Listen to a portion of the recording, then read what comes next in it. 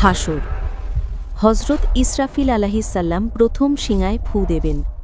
এমন শব্দ যা হৃদয় ছিনে ফেলবে।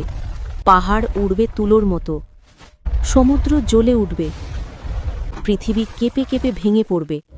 মানুষ যেখানে দাঁড়িয়েছিল সেখানেই লুটিয়ে পড়বে। এমনকি মা কোলে থাকা শিশুকে ফেলে দেবে। গর্ভবতী নারীর গর্ভপাত হয়ে যাবে। এই স্তরে কেউ বাঁচবে না, সব প্রাণ নিঃশেষ হয়ে যাবে। তখন সব কিছুই নিঃশেষ হয়ে যাবে। আল্লাহ বলবেন, আজ কার রাজত্ব? একক পরাক্রমশালী আল্লাহর। এটাই প্রকৃত একত্বের ঘোষণা। তারপর ইসরাফিল আলাইহিসসালাম দ্বিতীয়বার শিঙায় ফু দেবেন। কিন্তু এবার কবর ফেটে যাবে এবং দেহে প্রাণ ফিরে আসবে। মানুষ উঠে দাঁড়াবে, চোখ বিস্ফারিত এবং হৃদয় কাঁপবে। তারা বলবে, হায় দুর্ভোগ আমাদের! কে আমাদেরকে আমাদের শয়নস্থান থেকে উঠিয়ে দিল? তখন উত্তর দেয়া হবে, এটা সেই প্রতিশ্রুতি যা রহমানুর রাহিম দিয়েছিলেন, আর রাসূলগণ সত্য বলেছিলেন। পরবর্তীতে সবাইকে হাঁকিয়ে নেওয়া হবে হাসরের বিশাল ময়দানে, যেখানে কোনো গাছ নেই, থাকবে না কোনো ছায়া এবং কোনো পাহাড়। সেদিন সূর্য থাকবে মাত্র 1 মাইল দূরে, কিন্তু মনে হবে যেন মাথার ঠিক ওপরেই ঝুলে আছে, যেন আগুনের একটি বিশাল গোলক মানুষের মাথার ওপর নামিয়ে আনা হয়েছে। তার তাপ হবে না আজকের সূর্যের মতো। এটি হবে এমন তাপ যা হাড়ের ভেতর ঢুকে যাবে, রক্ত ফুটিয়ে দেবে, শ্বাস নিতে কষ্ট করে দেবে। মানুষের শরীর থেকে ঘাম ঝরতে থাকবে, কিন্তু সেটা শুধু ঘাম নয়, তা যেন আতঙ্কের স্রোত। কারো ঘাম গোড়ালি ছুঁয়ে হাঁটু পর্যন্ত উঠে যাবে, কারো ঘাম কোমর পেরিয়ে বুক পর্যন্ত পৌঁছে যাবে, আর কারো ঘাম মুখ পর্যন্ত ঢেকে ফেলবে। সে নিজের ঘামের মধ্যেই সাঁতার কাটবে। এমন হবে কেউ চিৎকারও করতে পারবে না, কারণ কণ্ঠ শুকিয়ে যাবে। কেউ কাঁদতে পারবে না, কারণ চোখের পানি শুকিয়ে গেছে। শুধু শোনা যায় দ্রুত শ্বাসের শব্দ, হৃৎপিণ্ডের তীব্র ধুকপুক আর নিঃশব্দ আতঙ্ক। চারপাশে কোটি কোটি মানুষ, কিন্তু কেউ কারো দিকে তাকাবে না। মা পাশে দাঁড়িয়ে থাকা সন্তানকে চিনতেও পারবে না। ভাই পাশের ভাইয়ের হাত ধরবে না।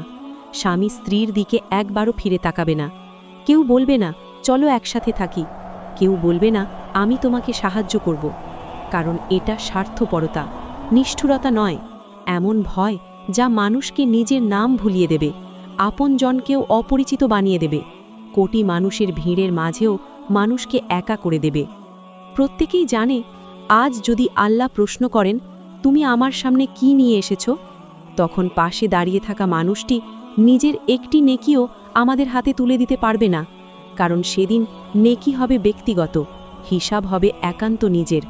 তাই হাসরের ময়দানে মানুষ একা দাঁড়িয়ে থাকবে, ভয় নিয়ে একা, আমল নিয়ে একা, আশা আর আশঙ্কার মাঝখানে একা। কোটি মানুষের ভিড়েও প্রত্যেকেই হবে নিজের হিসাবের সামনে নিঃসঙ্গ। সেদিন কেউ বলবে না, আমরা একসাথে ছিলাম। সেদিন সবাই বলবে, আমি একা দাঁড়িয়েছিলাম আমার রবের সামনে। মানুষের সহ্য ক্ষমতার শেষ পর্যায়ে পৌঁছে তখন মানুষ শাফায়েতের জন্য ছুটে যাবেন হজরত আদম আলাইহিসসালামের কাছে। তারা বলবেন, হে আদম, আপনি তো আমাদের পিতা। আল্লাহ আপনাকে নিজ হাতে সৃষ্টি করেছেন, ফেরেশতাদের আপনাকে সিজদা করতে বলেছেন। আপনি আমাদের জন্য আল্লাহর কাছে সুপারিশ করুন। তখন আদম আলাইহিসসালাম জবাব দেবেন, আজ আমি আমার সেই ভুলের কথা স্মরণ করছি, যার কারণে আমাকে জান্নাত ছাড়তে হয়েছিল। আজ আমি নিজেকে নিয়েই ভয় পাচ্ছি। আজ আমি এই দায়িত্ব নিতে পারবো না। তারপর মানুষ ছুটবে হজরত নূহ আলাইহিসসালামের কাছে। তারা বলবেন, হে নূহ, আপনি তো প্রথম রাসূল। আপনি তো দীর্ঘ সময় দ্বীনের দাওয়াত দিয়েছেন। আপনি আমাদের জন্য আল্লাহর কাছে সুপারিশ করুন। হজরত নূহ আলাইহিসসালাম চোখ ভেজা কণ্ঠে বলবেন, আজ আমি আমার সেই সন্তানের কথা মনে করছি যে ঈমান না এনে ধ্বংস হয়েছিল। আজ আমি নিজেকে নিয়েই ব্যস্ত। আজ আমি পারবো না। এরপর মানুষ ছুটবে হজরত ইব্রাহিম আলাইহিসসালামের কাছে। তারা বলবেন, হে আল্লাহর খালিল, আপনি তো পরীক্ষার পাহাড় পার করেছেন। আপনি তো আল্লাহর ঘনিষ্ঠ বান্দা। আপনি আমাদের জন্য সুপারিশ করুন। ইব্রাহিম আলাইহিসসালাম বলবেন, আজ আমি নিজের জীবনের কঠিন পরীক্ষাগুলোর কথা স্মরণ করছি। আজ আমি নিজেকে নিয়েই চিন্তিত। আজ আমি এই দায়িত্ব নিতে পারবো না। মানুষ এবার যাবেন হজরত মুসা আলাইহিসসালামের কাছে। তারা বলবেন, হে আল্লাহর কালিম, আপনি তো আল্লাহর সাথে কথা বলেছেন। আপনি আমাদের জন্য কিছু করুন। মুসা আলাইহিসসালাম বলবেন, আজ আমি সেই ঘটনার কথা স্মরণ করছি যেদিন ভুলবশত একজনকে হত্যা করেছিলাম। আজ আমি নিজের হিসাব নিয়েই ভয় পাচ্ছি। এরপর মানুষ ছুটবে হজরত ঈসা আলাইহিসাল্লামের কাছে। তারা বলবেন, হে ঈসা, আপনি তো আল্লাহর রূহ ও বাণী, আপনি আমাদের জন্য সুপারিশ করুন। ঈসা আলাইহিসাল্লাম বলবেন, আজ আমি সেই কথার ভয় করছি যেদিন আমার উম্মত আমাকে ও আমার মাকে উপাস্য বানিয়েছে। আজ আমি নিজেকে নিয়েই ব্যস্ত। শেষে মানুষের দৃষ্টি পড়বে সমগ্র সৃষ্টির প্রিয়তম হজরত মুহাম্মদ সাল্লাল্লাহু আলাইহি ওয়াসাল্লামের দিকে। তারা বলবেন, হে আল্লাহর রাসূল, আপনি তো আল্লাহর বন্ধু, আপনি রাহমাতুল আলামিন, আপনি আমাদের জন্য সুপারিশ করুন।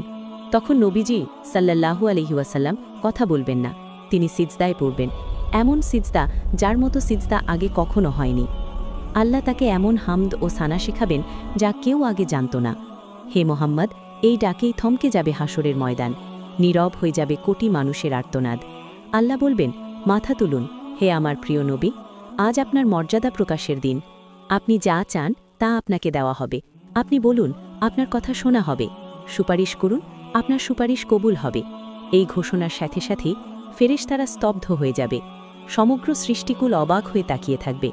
মানবজাতি বুঝে যাবে আজ এক মহান রহমতের দরজা খুলে গেছে। নবীজি সাল্লাল্লাহু আলাইহি ওয়াসাল্লাম মাথা তুলবেন, কিন্তু চাইবেন না নিজের জন্য কিছুই। তিনি বলবেন, রব্বি হাবলি উম্মতি, এমন এক ডাক যার মধ্যে থাকবে দয়ার অশ্রু, ভালোবাসার ভার আর দায়িত্বের পূর্ণতা। আর ঠিক সেই মুহূর্তেই আল্লাহ তার প্রিয় বান্দাকে এমন একটি মর্যাদায় অধিষ্ঠিত করবেন যে মর্যাদা আগে কোনো নবী পাননি, পরে কেউ পাবেন না। এই মর্যাদার নামই মাকামে মাহমুদ বা প্রশংসিত সর্বোচ্চ স্থান।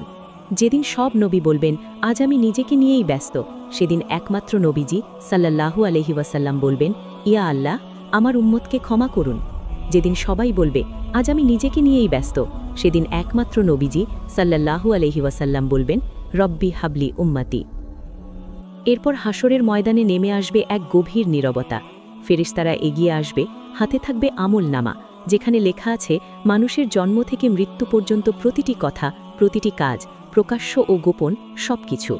একটি দীর্ঘশ্বাসও বাদ পড়েনি, একটি দৃষ্টি, একটি নিয়ত বাদ যায়নি। যার আমলনামা দেওয়া হবে ডান হাতে, তার মুখ উজ্জ্বল হয়ে উঠবে, চোখে ফুটে উঠবে প্রশান্তি। সে আনন্দে বলে উঠবে, এসো তোমরা সবাই আমার আমলনামা পড়ো। আমি তো জানতাম আমাকে আমার হিসাবের মুখোমুখি হতে হবে। তার ভেতরে থাকবে না ভয়, বরং থাকবে রহমতের প্রত্যাশা। কিন্তু যার আমলনামা দেওয়া হবে বাম হাতে, তার মুখ মুহূর্তেই কালো হয়ে যাবে, চোখ নুয়ে আসবে, হৃদয় ভেঙে যাবে আতঙ্কে। সে চাইবে যদি সম্ভব হতো পালিয়ে যেতে, যদি সম্ভব হতো মাটির নিচে লুকাতে। কাঁপা কণ্ঠে সে বলবে, হায়, যদি আমার আমলনামাই না দেওয়া হতো, যদি আমি জানতে না পারতাম আজ আমার কি পরিণতি। সেদিন মানুষ বলবে না যে আমি জানতাম না, সেদিন সবাই বলবে, হায়, যদি আমি প্রস্তুত থাকতাম। এরপর হাসরের ময়দানে স্থাপন করা হবে মিজান, ন্যায়ের সেই মহা দাড়িপাল্লা, যেখানে কোনো পক্ষপাত নেই, কোনো ভুল নেই, কোনো অবহেলা নেই। এক পাল্লায় রাখা হবে মানুষের নেকি, আরেক পাল্লায় তার গুনাহ। তারপর নেকির পাল্লায় রাখা হবে নীরবে পড়া এক রাকাত নামাজ। যখন সবাই ঘুমিয়েছিল তখন গভীর রাজনীতে উঠে পড়া হয়েছিল। গোপনে দেওয়া এক মুঠো সদকা, কারো চোখের পানি মুছিয়ে দেওয়া এক মুহূর্ত, হারামের দিকে তাকানো থেকে ফিরিয়ে নেওয়া এক দৃষ্টি, রাতের অন্ধকারে করা এক ফোঁটা তওবার অশ্রু। দুনিয়ায় যেগুলো মানুষ তুচ্ছ ভেবেছিল, সেগুলোই সেদিন পাহাড় সম ভারী হয়ে উঠবে। আর গুনাহের পাল্লায় অবহেলায় ফেলে রাখা নামাজ, অহংকারে বলা একটি কথা, কারো মনে দেওয়া কষ্ট, গোপনে করা পাপ, আল্লাহকে ভুলে থাকা দীর্ঘ সময়, সবকিছু নিখুঁতভাবে ওজন হবে। সেদিন বোঝা যাবে একটি ছোট আমল পুরো ভাগ্য বদলে দিতে পারে। একটি সুবহান আল্লাহ, একটি ক্ষমা চাওয়া, একটি ভালো নিয়ত হঠাৎ করেই পাল্লাকে ভারী করে দিতে পারে। এক ফোঁটা চোখের পানি যা ঝরেছিল আল্লাহর ভয়ে, যা কেউ দেখেনি, যা শুধু রব জানতেন, সেই এক ফোঁটা অশ্রু জান্নাতের দরজা খুলে দিতে পারে। সেদিন মানুষ বুঝে যাবে যেগুলো সে তুচ্ছ ভেবেছিল সেগুলোই ছিল সবচেয়ে বড়, আর যেগুলো সে অবহেলা করেছিল সেগুলোই তাকে ডুবিয়ে দিয়েছে।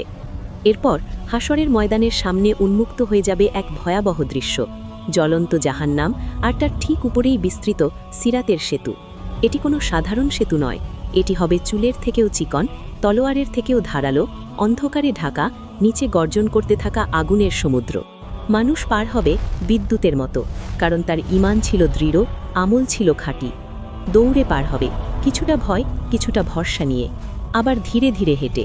কেউ পার হবে হামাগুড়ি দিয়ে, কারণ গুনাহের বোঝা তাকে ভারী করে দিয়েছে, নেকি কম, ভয় বেশি। আর অনেকের পা পিছলে যাবে, চিৎকার আর্তনাদ করতে করতে নিচে পড়ে যাবে। তারপর আগুনের পতন, আগুন তাকে গ্রাস করবে, শব্দ মিলিয়ে যাবে গর্জনে। সিরাতের ওপর এক পা সামনে মানে চিরস্থায়ী শান্তি, এক পা পিছলে যাওয়া মানে ভয়াবহ অনন্তকাল। এরপর সিরাতের সেতুর নিচে যে আগুন এতক্ষণ গর্জন করছিল, এবার তা উন্মুক্ত হয়ে যাবে সম্পূর্ণভাবে। জাহান্নাম। কিন্তু জাহান্নাম শুধু আগুনের নাম নয়, এটি এমন এক শাস্তিস্থল যেখানে প্রতিটি মুহূর্ত নতুন কষ্ট নিয়ে আসে। সেখানে মানুষকে পরানো হবে আগুনের তৈরি পোশাক, যে পোশাক শরীর ঢাকবে না, বরং শরীরের ভেতর ঢুকে যাবে, হাড় গলিয়ে দেবে, চামড়া পুড়িয়ে আবার নতুন চামড়া সৃষ্টি করা হবে, যেন শাস্তি বারবার অনুভব করা যায়। ফুটন্ত পানি ও বিষাক্ত পানীয়। তৃষ্ণায় মানুষ যখন আর্তনাদ করবে, পানি, একটু পানি, তখন তাকে দেওয়া হবে ফুটন্ত পানি, যা মুখে নেওয়ার আগেই চেহারা ঝলসে দেবে। এমন পানীয় যা অন্ত্রে ঢুকে সবকিছু ছিন্ন ভিন্ন করে দেবে। সেখানে থাকবে আগুনের শিকল, লোহার বেড়ি, যা দিয়ে মানুষকে বেঁধে রাখা হবে। চাইলেও পালাতে পারবে না, চাইলেও চোখ ফিরাতে পারবে না নিজের শাস্তি থেকে। কিন্তু সবচেয়ে ভয়াবহ শাস্তি আগুন নয়, পানি নয়, শিকলও নয়, সবচেয়ে ভয়াবহ হলো অনন্ত আফসোস। মানুষ বলবে, হায়, যদি আমি নামাজকে গুরুত্ব দিতাম, যদি আমি তওবা করতাম, যদি আমি একবার ফিরে যেতে পারতাম। তারা কাঁদতে কাঁদতে বলবে, ইয়া আল্লাহ, আমাদের ফিরিয়ে দাও, আমরা এবার সৎ হয়ে যাব। কিন্তু জবাব আসবে, না, সময় শেষ। পৃথিবীর জীবন ছিল পরীক্ষার সময়, আর এটি ফলাফলের সময়। সেদিন মানুষ বুঝবে যে সময়টাকে সে তুচ্ছ ভেবেছিল, সেই সময়টাই ছিল চিরন্তন মুক্তির একমাত্র সুযোগ।